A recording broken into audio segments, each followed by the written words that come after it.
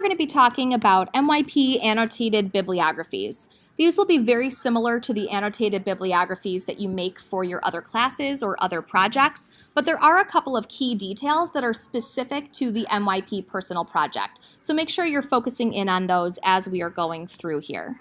Just a heads up for you, this video and the slides that I'm going through are available on Google Classroom. So I encourage you to check back in, to use the slides, to click on the links of the additional resources as you're working to create your own annotated bibliography. Just a quick overview here, an annotated bibliography is an extension of your Works Cited page.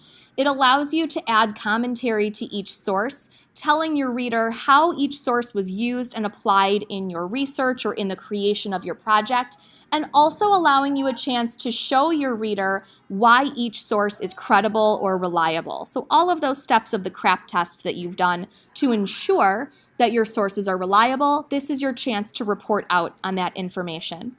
Finally, it's really a crucial step to the research process, especially in the personal project, because it allows you to explain to your reader the scope and the depth of your research. It highlights your variety of sources, primary and secondary, and allows you to provide additional commentary as well. The setup of the annotated bibliography is very specific. There are a lot of details to consider in the organization of the page. So I'm going to show you that in just a moment. But first I want to talk about the content, what should be included in your annotated bibliography. First of all, you're going to start with your Works Cited page, but this is not a Works Cited page. It is its own document. So you want to start a new document or make a copy of your Works Cited page. Under each citation, you are going to provide a 3-paragraph annotation. Okay, so for each citation, we are looking for a 3-paragraph citation. And in that citation, or in that annotation rather, you're going to do 3 things. The first paragraph is a summary. You're going to summarize the main points of the resource. Think about the important details or what pieces of information you need to pull out of that source in order to provide a comprehensive summary. The length of that summary is going to vary depending on the length of your source, but we're looking for a few sentences at the very least. The next paragraph is where you assess and evaluate the source. So now that you've summarized, this is a chance to tell us how it was useful, how you know that it was unbiased, how you know that it was credible, all of those steps of the CRAP test that you're going through. And then finally, you're going to reflect on how that information is going to be used in your project. Is it used for background material? Is it used to support the creation of your product? Be as specific as possible there.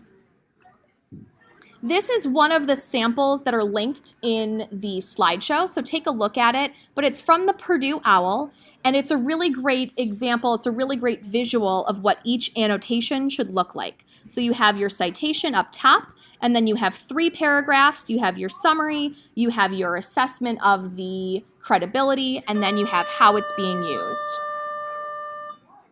The formatting, like I said, is very specific. You should have a title in the center of the page. It should be a new page.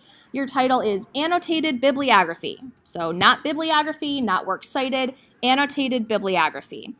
And then you are going to have it in 2 sections. You're going to separate your primary and secondary sources. So each section will contain your citations and your annotations.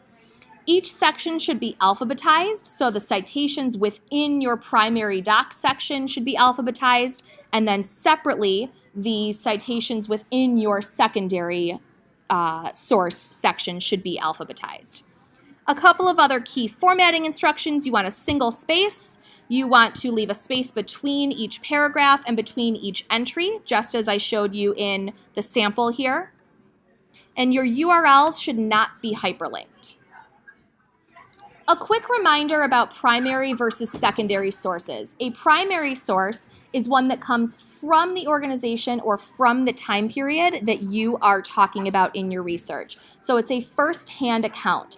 This might mean a document, an artifact, a photograph, anything coming from the time period or from the group or organization.